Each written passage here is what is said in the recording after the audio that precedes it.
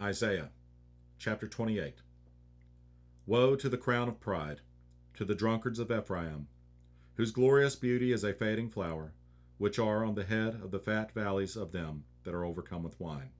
Behold, the Lord hath a mighty and strong one, which as a tempest of hail and a destroying storm, as a flood of mighty waters overflowing, shall cast down to the earth with the hand. The crown of pride, the drunkards of Ephraim, shall be trodden under feet.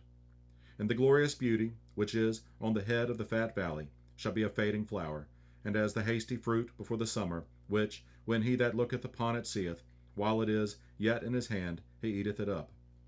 In that day shall the Lord of hosts be for a crown of glory, and for a diadem of beauty, unto the residue of his people, and for a spirit of judgment to him that sitteth in judgment, and for strength to them that turn the battle to the gate.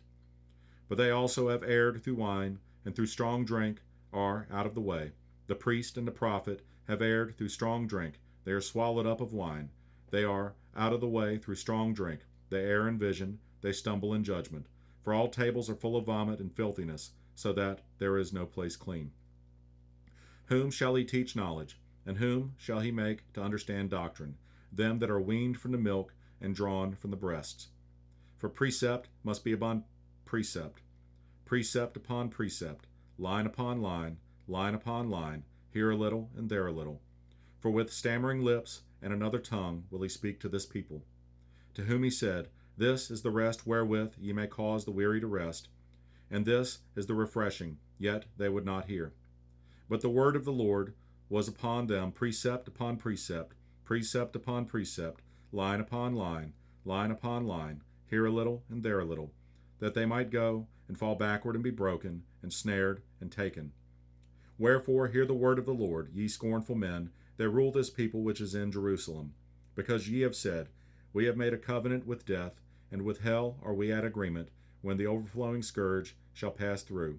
It shall not come unto us, for we have made lies our refuge, and under falsehood have we hid ourselves. Therefore thus saith the Lord God, Behold, I lay in Zion for a foundation a stone, a tried stone, a precious cornerstone, a sure foundation. He that believeth shall not make haste. Judgment also will I lay to the line, and righteousness to the plummet, and the hail shall sweep away the refuge of lies, and the waters shall overflow the hiding place. And your covenant with death shall be disannulled, and your agreement with hell shall not stand. When the overflowing scourge shall pass through, then ye shall be trodden down by it. From the time that it goeth forth, it shall take you. For morning by morning shall it pass over, by day and by night, and it shall be a vexation only to understand the report. For the bed is shorter than that a man can stretch himself on it, and the covering narrower than that he can wrap himself in it.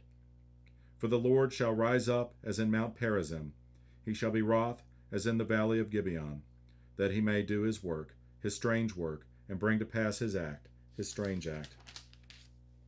Now therefore be ye not mockers, lest your bands be made strong. For I have heard from the Lord God of hosts a consumption, even determined upon the whole earth.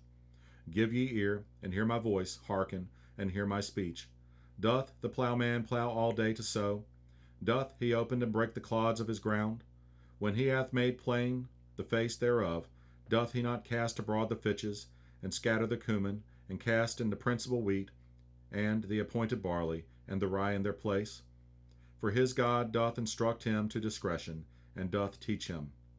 For the fitches are not threshed with a threshing instrument, neither is a cart wheel turned about upon the cumin, but the fitches are beaten out with a staff, and the cumin with a rod. Bread corn is bruised, because he will not ever be threshing it, nor break it with the wheel of his cart, nor bruise it with his horsemen. This also cometh forth from the Lord of hosts, which is wonderful in counsel, and excellent in working.